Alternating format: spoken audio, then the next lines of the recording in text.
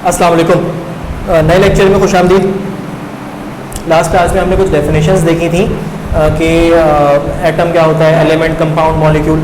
आज हम एक नया काम सीखने वाले हैं, बहुत अहम काम सीखने वाले। वो अहम काम क्या है कि किसी भी केमिकल फार्मूले के अंदर एटम्स को किस तरह से पहचाना जाता है। थोड़ा सा रफ में समझ लेते हैं पहले, फिर फेयर एग्जाम्पल करने की कोशिश करते हैं। अगर मेरे पास एक केमिकल फार्मूला हो, ये केमिकल फार्मूले कहाँ से आ रहे हैं, परेशान होने की ज़रूरत नहीं है, आपको खुद ब खुद ये चलते चलते समझ आने लग जाएंगे केमिकल फार्मूले। अगर आपके पास नोट्स मौजूद हैं तो चैप्टर नंबर 2 का जो गालबन पेज 14 है या 15 है, उसके ऊपर सिंबल की डेफिनेशन है, और सिंबल की डेफिनेशन के नीचे एक बहुत बड़ा सा डब्बा बना हुआ है। उस डब्बे के अंदर एटम्स के नाम लिखे हुए और नाम के आगे उनका सिंबल लिखा हुआ है। तो कौन से एटम का कौन सा सिंबल, कौन से एटम का कौन सा सिंबल होता है, वो आपको वहां से मिल जाएगा।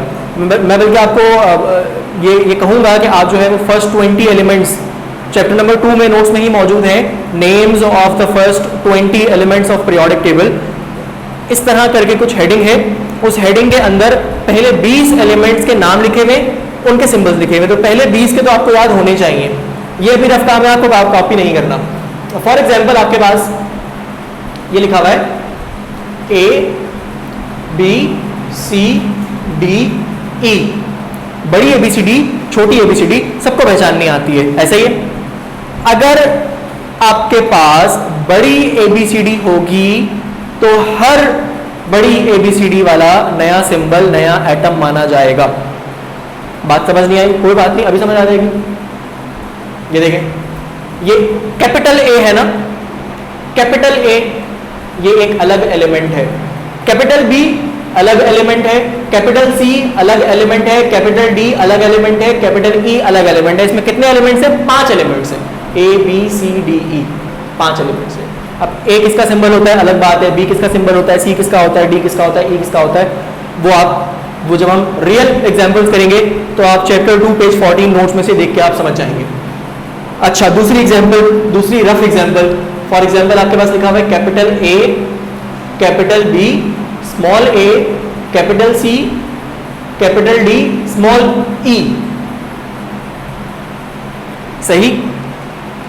हर नया कैपिटल अल्फाबेट नया सिंबल है। अब यहां से यहां चलना शुरू करेंगे। जब तक नया कैपिटल अल्फाबेट नहीं आता तब तक एक ही एटम है, एक ही एलिमेंट है। कैपिटल A एक एलिमेंट, कैपिटल B उसके आगे क्या है, स्मॉल a, ये दोनों मिला के एक एलिमेंट है। कैपिटल था ना, ये कैपिटल था, मैंने इसको एक माना, क्यों? क्योंकि अगला वाला भी कैपिटल था। हर नया कैपिटल अगला एलिमेंट है, हर नया कैपिटल अगला एलिमेंट है। स्मॉल a के बाद क्या है, कैपिटल C, कैपिटल C नया एलिमेंट, उसके आगे क्या है, कैपिटल D नया एलिमेंट, उसके आगे क्या है, स्मॉल e। ये नया एलिमेंट नहीं है, पीछे वाले का हिस्सा है। थोड़ी सी बात समझ आई होगी। रियल एग्जाम्पल की तरफ आते हैं। एग्जाम्पल नंबर 1, मार्कर से हेडर के ऊपर हेडिंग आएगी definition, determination, identification of symbols in a formula. बीच में मार्जिन लाइन ड्रॉ करेंगे, 2 कॉलम्स बनाएंगे। यहां पे आएगी फॉर्मूला की हेडिंग ब्लैक मार्कर से, यहां पे आएगी एटम्स की हेडिंग ब्लैक मार्कर से। उसके बाद जो भी काम होगा वो ब्लू पेन से होगा। जो भी मैं यहां पे काम कर रहा हूं सारा ब्लू पेन से है। Example number 1, bullet point Roman 1, NaCl, NaCl। जो चीज कैपिटल है भाई कॉपी पे कैपिटल लिखना, जो चीज स्मॉल है उसको स्मॉल लिखना। अगर कैपिटल स्मॉल का ख्याल नहीं करोगे तो ना ये चीज समझ आएगी, ना तुम्हारा कॉपी पे काम सही होगा, और ना आगे की केमिस्ट्री समझ आएगी। Capital N, small a, capital C, small l। Capital है, कैपिटल से काम शुरू किया है, ये सिंबल शुरू हो गया, नया सिंबल है। हर आने वाला नया कैपिटल क्या होता है, नया सिंबल होता है। कैपिटल N एक एलिमेंट, कैपिटल N के बाद क्या है, स्मॉल a। इसका मतलब नया सिंबल शुरू नहीं हुआ, नया एलिमेंट शुरू नहीं हुआ। जो स्मॉल a है वो पुराने वाले का पार्ट है। तो एक मुझे यहां नजर आ गया एटम। स्मॉल a के बाद क्या है, स्मॉल a के बाद जो है वो कैपिटल C है। कैपिटल आ गया, इसका मतलब नया आइटम शुरू हो गया, यहां से नया आइटम शुरू हुआ। आगे चलना शुरू करेंगे, आगे क्या है, स्मॉल l। स्मॉल l नया नहीं है, पुराने वाले का पार्ट है। जब तक कैपिटल नहीं आएगा, जब तक आपके पास एलिमेंट कैपिटल नहीं होगा, उस वक्त तक नया एलिमेंट, नया एटम शुरू नहीं होगा। इतनी बात क्लियर हो रही है? तो हमको ये बात समझ आ गई कि इसमें दो आइटम्स हैं, इनके नाम क्या है, पेज नंबर 14 पे लिखे होंगे, Na और Cl। अभी हमारा काम क्या है, अभी हमारा काम इतना पहचानना है कि इसमें कितने आइटम्स हैं, इसमें दो आइटम्स हैं, इसमें दो आइटम्स हैं, एक है Na, दूसरा है Cl। Bullet point number 2। अगली एग्जांपल जो है वो कंसिडर करते हैं। अगली एग्जांपल फॉर एग्जांपल हमारे पास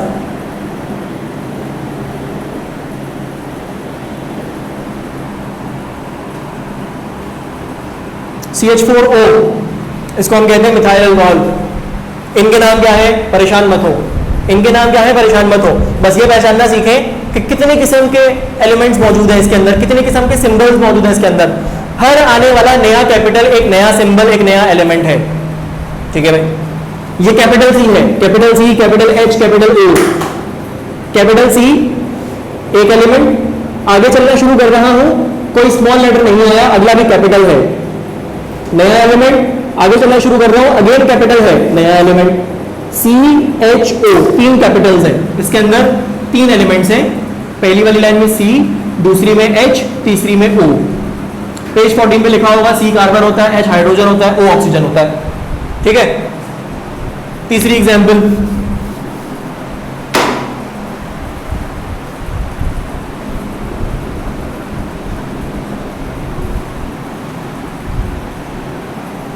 बुलेट पॉइंट नंबर 3, रोमन 3।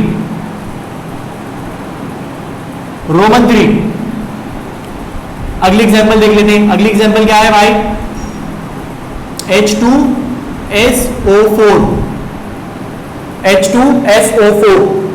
इसके नीचे जो नंबर लिखे हुए 2, 1, 4, इनको भूल जाए, अभी ये नहीं लिखे हुए, बल्कि हम आसान कर देते हैं, इसको छोड़ देते हैं, नंबर्स को भी फिलहाल छोड़ देते हैं, अभी सिर्फ सिंबल्स पहचानने हैं हमको। HSO, मैं बता रहा हूं तीनों कैपिटल लिखे मैंने, उल्टे हाथ से सीधे हाथ की तरफ चलना शुरू करें, कैपिटल्स को गिने। H कैपिटल है, इसके आगे भी कैपिटल है, मतलब ये एक नया एलिमेंट हो गया। S कैपिटल है, इसके आगे भी कैपिटल है, दूसरा एलिमेंट, तीसरा एलिमेंट, तीन एलिमेंट्स हैं इसके अंदर, तीन सिंबल्स हैं, पहला वाला H, दूसरा वाला S, तीसरा वाला O। सही। एग्जाम्पल नंबर 4, एग्जाम्पल नंबर 4 में जो है वो पहचानना शुरू करते हैं। एग्जाम्पल नंबर 4 को हम कंसिडर कर लेते हैं। HEH, capital H, small e, capital H। उल्टे हाथ से सीधे हाथ की तरफ चलना शुरू करें, कैपिटल्स को पकड़ें, जो स्मॉल है उसको पीछे वाले से जोड़ दें और कैपिटल्स को पकड़ना शुरू करें। यहां से चलना शुरू किया, कैपिटल H, लाइन लगाई, आगे चले, कैपिटल H के आगे स्मॉल e है, मतलब ये कैपिटल H का पार्ट है, ये एक हो गया, दूसरा ये आ गया, कैपिटल H, आगे कुछ है नहीं, मतलब दो सिंबल्स हैं, दो एलिमेंट्स हैं, दो। पहला वाला कौन सा है, He, दूसरा वाला कौन सा है, H। He क्या होता है, हीलियम होता है, H क्या होता है, हाइड्रोजन होता है, नोट्स में लिखा हुआ होगा सिंबल का नाम, आप देख लेंगे आप। एग्जाम्पल नंबर 5, एग्जाम्पल नंबर 5 में आपके पास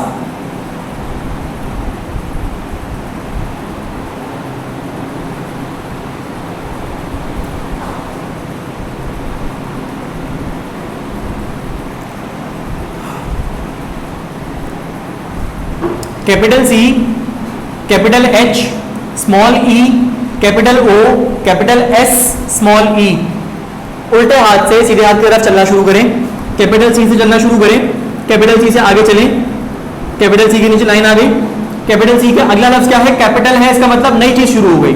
अगर स्मॉल होता तो मैं पीछे वाले C से मिला देता, तो एक चीज आ गई इसमें, कैपिटल C।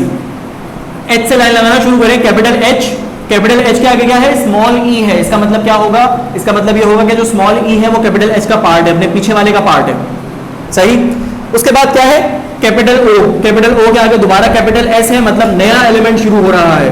हर कैपिटल लेटर नया सिंबल, नया एलिमेंट, नया जो है वो एटम को रिप्रेजेंट करता है। कैपिटल S, उसके आगे क्या है, स्मॉल e, स्मॉल e इसका पार्ट है। कितने एलिमेंट्स है इसके अंदर, 5 एलिमेंट्स है इसके अंदर, S, He, O, Se, 5, H, Se, O, He।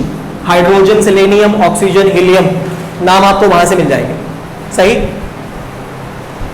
तो अगर कोई केमिकल फॉर्मूला लिखा हुआ हो तो इस केमिकल फॉर्मूले में से आपने एलिमेंट्स को कैसे पहचानना है कि भाई ये केमिकल फॉर्मूला मॉलिक्यूल का होता है, मॉलिक्यूल एटम्स से कंबाइन होकर बनते हैं, कितने एटम्स से कंबाइन होकर बनेंगे वो यहां से पहचानेंगे, इस तरह से पहचानेंगे कि भाई ये 2 एटम्स से कंबाइन होकर मॉलिक्यूल बना है, ये 5 एटम्स से कंबाइन होकर मॉलिक्यूल बना है, ये 3 एटम्स से कंबाइन होकर मॉलिक्यूल बना है, ये 3 से बना है, ये 2 से बना है।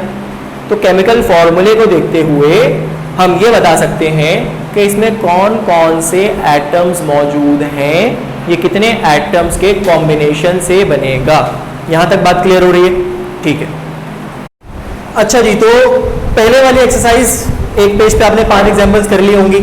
नया पेज खोलेंगे, नए पेज पे जो है वो नई एक्सरसाइज है, हेडिंग आएगी identification of number of atoms. पहली एक्सरसाइज में हमने सीखा कि सिंबल्स को कैसे आइडेंटिफाई करना है। दूसरी एक्सरसाइज में हम सीखेंगे नंबर ऑफ एटम्स को कैसे आइडेंटिफाई करना है कि एक मॉलिक्यूल 2-3 एटम्स से मिलके बना है, तो एक एटम की क्वांटिटी कितनी है उस मॉलिक्यूल के अंदर। बात समझ आ जाएगी। एग्जांपल देखते हैं। पहला मॉलिक्यूल क्या है? HNO3। तो पहले तो आपको इसमें सिंबल्स अलग करने आने चाहिए। सिंबल्स अलग करने का तरीका अगर मैंने आपको बताया कि भाई हर कैपिटल अल्फाबेट एक नया सिंबल है, कैपिटल अल्फाबेट के आगे अगर स्मॉल अल्फाबेट लिखा हुआ है तो वो पीछे वाले का पार्ट है। बस ये 2 बातें आपको याद रखनी है, आप सिंबल्स को अलग कर लेंगे। हर कैपिटल अल्फाबेट, इसमें 3 कैपिटल अल्फाबेट्स नजर आ रहे हैं, HNO। इसका मतलब क्या होगा? इसमें 3 किस्म के सिंबल्स हैं, 3 किस्म के सिंबल्स हैं बच्चों। तो यहां पे आ गया एक H, यहां पे आ गया N, यहां पे आ गया O। तीनों सिंबल्स मैंने अलग करके लिख लिए। ये वाली एक्सरसाइज तो हम पहले भी कर चुके हैं ना, तो पहले ये सिंबल्स अलग कर लेते हैं। यहां पे कैपिटल अल्फाबेट, हर कैपिटल अल्फाबेट नया सिंबल है। कैपिटल B स्मॉल e, ये हो गया एक symbol. Capital C small l, ये हो गया दूसरा सिंबल। अलग कर लेते हैं। ये आ गया BE एक सिंबल, ये आ गया दूसरा Cl दूसरा सिंबल। वहां पे देखते हैं कितने कैपिटल अल्फाबेट्स नजर आ रहे हैं? 3। Capital C, capital H, capital O। 3 symbols हैं इसके अंदर, 3 एटम्स हैं इसके अंदर, C H O। यहां पे कितने कैपिटल्स हैं भाई? Capital N, capital H, capital C, small l। जो स्मॉल होता है वो अपने पहले वाले कैपिटल का हिस्सा होता है। तो स्मॉल l से पहले क्या लिखा हुआ है? इससे पहले वाला कैपिटल कौन सा है? इससे पहले वाला कैपिटल C है। 1 2 3 अलग कर लेते हैं। N H Cl। यहां पे कितने कैपिटल्स हैं भाई? यहां पे 3 कैपिटल्स हैं। स्मॉल a नजर आ रहा है, ये स्मॉल a अपने पहले वाले कैपिटल का हिस्सा होगा। इसके पहले वाला कैपिटल कौन सा है? N। इसका मतलब ये N A दोनों एक साथ है, ये B और ये O। सही है। जब आप बस में जा रहे होते हैं, जाते तो नहीं होंगे, या जा रहे होते हैं, कभी आपने बस में ट्रैवल किया हो, तो छोटे बच्चे होते हैं ना, उनका किराया नहीं लगता। अगर कंडक्टर छोटे बच्चे को बोलता है कि भाई तुम्हारा किराया क्या है, तो फौरन से वालिदा मोहतरमा बोलती है मेरे साथ है ये, ऐसे ही खोपचे में। तो ये जो छोटा वाला बच्चा है ना, ये इसके साथ है, साथ साथ लेके चलना है इसको। बात समझ आ रही होगी। इनको अलग कर लेते हैं। Na अलग हो गया, B अलग हो गया, O अलग हो गया। सिंबल्स अलग करना हमने पहले भी सीखे थे। अब ये जो मॉलिक्यूल है HNO, ये H, N और O से मिलकर बना है। इसमें H कितने हैं, इसमें N कितने हैं, इसमें O कितने हैं, ये बात हमें कैसे पता चलेगी? ये बात हमें पता चलेगी कि भाई सिंबल के बाद छोटे छोटे नंबर्स लिखे हुए होते हैं। हर सिंबल के बाद नंबर लिखा हुआ होता है। अगर नंबर नहीं लिखा हुआ तो 1 है। जहां पे सिंबल खत्म हो रहा है उस सिंबल के बाद नंबर होगा। अगर नंबर नहीं लिखा हुआ तो वहां पे क्या होगा बच्चा? 1 होगा। यहाँ पे H है ना, H के बाद कुछ नहीं लिखा हुआ, इसका मतलब ये H नहीं है, ये क्या है? ये H1 है। इसके बाद क्या है? N के आगे कुछ नहीं है ना, तो इसका मतलब क्या है? ये N1 है। O के आगे लिखा हुआ है 3, तो मतलब ये O3 है। H is equal to 1, N is equal to 1, O is equal to 3। इसका मतलब ये वाला मॉलिक्यूल एक हाइड्रोजन, एक नाइट्रोजन और 3 ऑक्सीजन से मिलकर बना है। HNO3 के अंदर टोटल 5 एटम्स हैं। HNO3 का जो मॉलिक्यूल है वो 5 एटम्स से मिलकर बना है। उन 5 एटम्स में से 3 एटम ऑक्सीजन के हैं, एक हाइड्रोजन का है, एक नाइट्रोजन का है। तो ये केमिकल फॉर्मूले से हमें ये भी पता चलता है। दूसरा BE कुछ नहीं लिखा हुआ ना बच्चा, 1 है। Cl2 2 लिखा हुआ है। BE कितना है? Be1 है, Cl कितना है, Cl2 है। सही, आगे चलते हैं। CH4, CHO, C देखो बेटा कितने, 2, H कितने हैं, 2, O कितने हैं, 4, C2, H2, O4। नीचे आ जाते हैं N, H4Cl, N के आगे कुछ नहीं है तो क्या है भाई, 1, Cl के आगे कुछ नहीं है तो क्या है भाई, N1, H4Cl1। ये काम सिंबल्स पहचानना तो मैंने आपको बता दिया कि कैपिटल होता है, स्मॉल होता है। ये काम और अच्छा उस वक्त होगा जब आप चैप्टर 2 के पेज 14-15 पे जो सिंबल्स लिखे हुए हैं वो एटलीस्ट शुरू के 20 या 25 के सिंबल्स और नाम याद करेंगे, मेमोराइज करेंगे, तो ये काम आपको अच्छा लगेगा। और यकीन जाने अगर ये काम आपको समझ नहीं आ रहा ना अभी, तो आगे वाला काम में भी मसला होगा। तो मैं आपको ये सजेस्ट कर रहा हूं कि भाई आप इसको याद करें, मेमोराइज करें। आपका होमवर्क है आज का कि आपको 25 नाम याद करने हैं विद सिंबल्स। आपके टेस्ट का भी हिस्सा होगा ये। यहां पे क्या है, Na कितने हैं, 2, B कितने हैं, 4, O कितने हैं, 7। इस एक्सरसाइज में हमने क्या सीखा, इस एक्सरसाइज में हमने ये सीखा कि सिंबल्स को अलग किस तरह से किया जाता है, ये कैसे पहचाना जाता है कि कौन से मॉलिक्यूल में कौन कौन से एटम्स हैं, और ये कैसे पहचाना जाता है कि कौन से मॉलिक्यूल में कौन से कितने एटम्स हैं। तो कौन से एटम्स हैं और कितने एटम्स हैं, ये दोनों बातें पहचानना हमने सीखी। बात समझ आ गई, बात समझ आ गई। इसको मिटाते हैं, आगे चलते हैं। फिर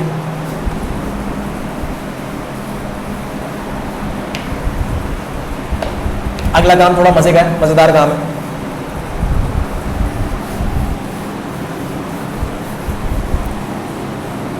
मास, वजन। जब हमने मैटर समझा बच्चों, जब हमने मैटर समझा तो हमने आपको बताया कि कोई भी ऐसी चीज़ जो कि जगह घेरती हो, जो कि जगह घेरती हो, जो कि महसूस की जा सकती हो और जिसका वजन हो, जिसका मास हो, वो मैटर है।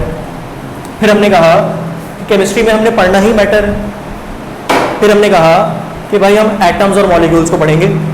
एटम्स और मॉलिक्यूल्स भी तो मैटर होते हैं, तो क्या उनका मास नहीं होगा, उनका मास होगा।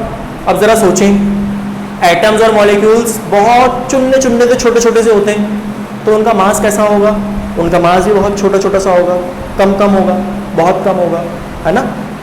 सही है। सबके घर में दही आता होगा, सबके घर में आता है दही, है ना। आप लड़के हैं तो दही खरीद के लाते होंगे, आप लड़की हैं तो आपके घर में आता होगा, आपने देखा जरूर है। ये 1 पाव दही है, वो जो 1 पाव दही होता है ना बच्चा, वो जो 1 पाव दही होता है, 1/4 ऑफ योगर्ट, वो बराबर होता है 250 ग्राम के, 250 ग्राम के। सही है। क्वार्टर, किसका quarter, quarter of a kilogram is 250 grams. तो वो जो दही है वो 250 ग्राम होता है। आपके घर में आटा आता होगा ना, सबके घर में आता है, तो वो एक चक्की से अगर आता होगा तो ब्राउन कलर का इस तरह का थैला होता है, इतना बड़ा, वो 10 किलो का पैकेट होता है, तकरीबन 10 किलोग्राम का पैकेट होता है वो। 10 किलोग्राम में जो है वो 10 किलोग्राम में जो है वो 10,000 ग्राम होते हैं। बहुत बड़ी बड़ी बातें कर रहा हूँ मैं, छोटी सी बात पे आ जाते हैं, बहुत छोटी सी बात पे आ जाते हैं। पैनाडोल खाइए, पैनाडोल, पैनाडोल सब खाते हैं ना। पैनाडोल के पत्ते की बात नहीं कर रहा, उसमें से एक गोली निकाले बाहर, यही गोली, पैनाडोल की गोली, पैनाडोल की गोली। जब आप उस पैनाडोल की गोली का वजन करेंगे ना, तो वो तकरीबन, इस गोली का वजन तकरीबन तकरीबन तकरीबन तकरीबन आप हिसाब लगा लें 5 ग्राम तक आएगा। सही है। चावल सबके पास होते हैं, चावल का जो एक दाना होता है ना, चावल का एक दाना, वो चावल का एक दाना जो है वो तकरीबन तकरीबन 1 से 2 ग्राम का होता है। बहुत बड़ी बात की, अब छोटी छोटी बातें बता रहा हूँ, 1 से 2 ग्राम। तो ये चावल का दाना 1 ग्राम 2 ग्राम का होता है। वो चावल का दाना भी करोड़ों खरबों आइटम्स से मिलकर बना होगा। इसका मतलब जो एटम्स का मास होगा वो 1 ग्राम से भी कम होगा। कितना कम होगा, अभी देख लेते हैं कितना कम होगा। 1.6 एक्सपोनेंट -24 ग्राम।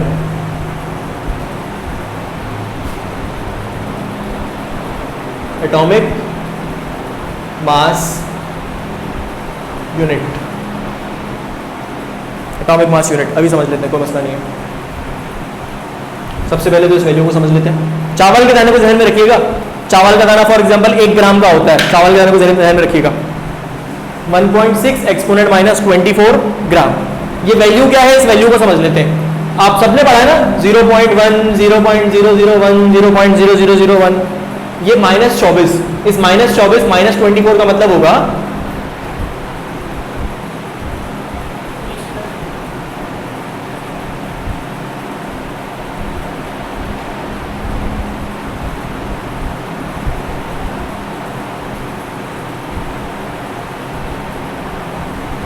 ये मतलब होगा इस -24 का।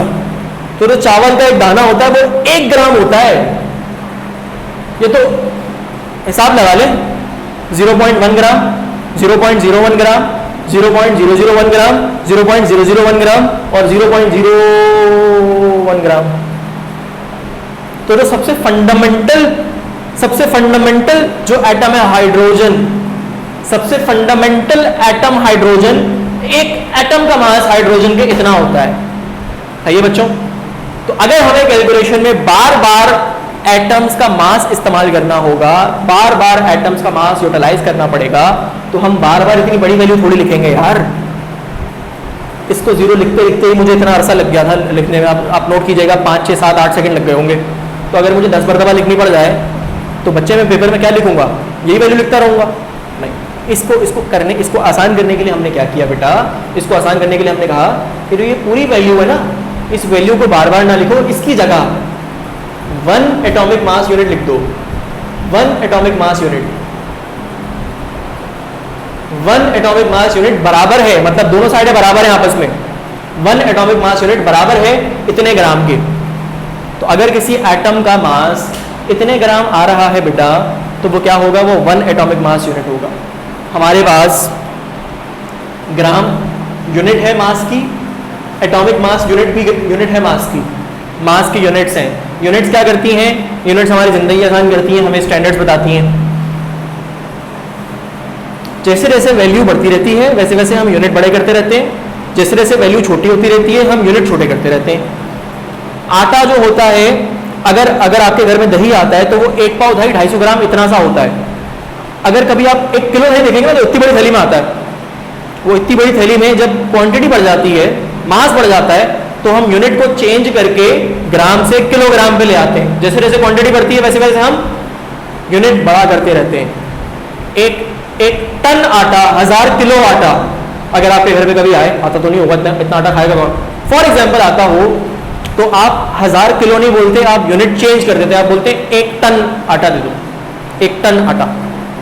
जैसे जैसे क्वांटिटी बढ़ती रहती है, 1000 किलो आटा सोचें जरा कितना होगा। 1 किलो आटा जो है वो एक थैली होती है, जो प्लास्टिक बैग आता है ना, शॉपर जो पॉलीथीन बैग होता है, इसके अंदर जो है वो फॉर एग्जांपल जिसके अंदर जो है वो दही वाला शॉपर में डाल के देता है, दही हरे कलर के शॉपर में डाल के देता है, उसमें तकरीबन 1 किलो आटा आ जाता है।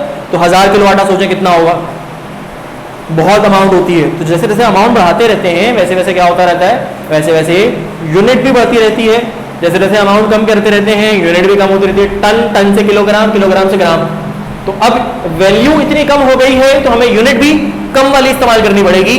कम वाली यूनिट कौन सी है? एटॉमिक मास यूनिट, जिसको हम छोटे तरीके से शो करते हैं। वो छोटा तरीका क्या होता है? वो छोटा तरीका होता है AMU, atomic mass units. Atom के मास को नापने का जो यूनिट है वो कहलाया जाएगा एटॉमिक मास यूनिट्स। बेटा आपको नोट्स मिले होंगे, उस नोट्स में ये देखिए चैप्टर 2 है, चैप्टर नंबर 2 के पेज नंबर 14 पे, चैप्टर नंबर 2 के पेज नंबर 14 पे ये हेडिंग डली हुई है, atomic masses of some elements. यहाँ पे सबसे पहले एटॉमिक नंबर है। इस खाने को, इस कॉलम को थोड़ी देर के लिए भूल जाएं। अगले पेज पे क्या है? नेम ऑफ एलिमेंट है कि कौन सा नेम है ये, उसके बाद उसका सिंबल है और उसके बाद उसका एटॉमिक मास है AMU के अंदर। यहाँ पे जो यूनिट है वो AMU इस्तेमाल हो रहा है। मैं आपसे यही कह रहा था कि पेज नंबर 14 के ऊपर आपको ये नाम, ये सिंबल और बेटा ये मास, ये आपको याद करने। एटलीस्ट कहाँ तक याद करने? यहाँ तक, 25 तक। 25वां नंबर है मैंगनीज, इसका सिंबल Mn और इसका मास 55। मतलब ये वाला पेज आपके जहन में होना चाहिए। अगर ये पेज आपके जहन में होगा तो काम अच्छा रहेगा।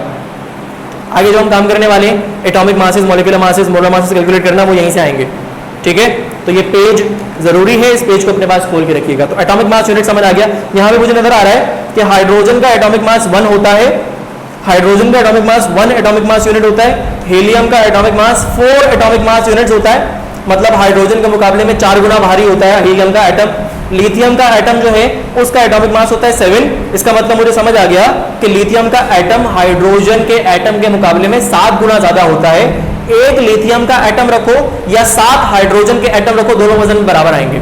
तो जो कुछ पिछले लेक्चर में जो हमने बात की थी कि क्वांटिटी ऑफ मैटर ज्यादा है डेंसिटी समझाते हुए, तो हमने कहा था कि भारी एटम्स हैं, तो भारी एटम्स का मतलब बेटा यही था कि उनका एटॉमिक मास ज्यादा है। बात क्लियर हो रही है? ओके, सही। ठीक है जी, जो आज का काम जो है वो हमने ये समझ लिया कि एटॉमिक मास यूनिट क्या होता है, इतने ग्राम के बराबर होता है, इतनी वैल्यू होती है। नेक्स्ट क्लास में हम एटॉमिक मास यूनिट्स को इस्तेमाल करते हुए एटॉमिक मास, एटम का मास, तो मॉलिक्यूल भी तो होता है, मॉलिक्यूल का भी मास होता होगा, तो एटम का मास तो आपको याद करना पड़ता है, मॉलिक्यूल का मास कैसे निकलता है वो हम नेक्स्ट लेक्चर में सीखेंगे। ठीक है, उसके बाद रिएक्शन किस तरह से करवाते हैं, किस मास को यूज करते हुए करवाते हैं वो निकालना सीखेंगे। तो कहानियां चलना शुरू हो गई है, अब जो है मजा आने लग जाएगा। इंशाल्लाह नेक्स्ट लेक्चर में मिलते हैं, फिर अल्लाह हाफिज़।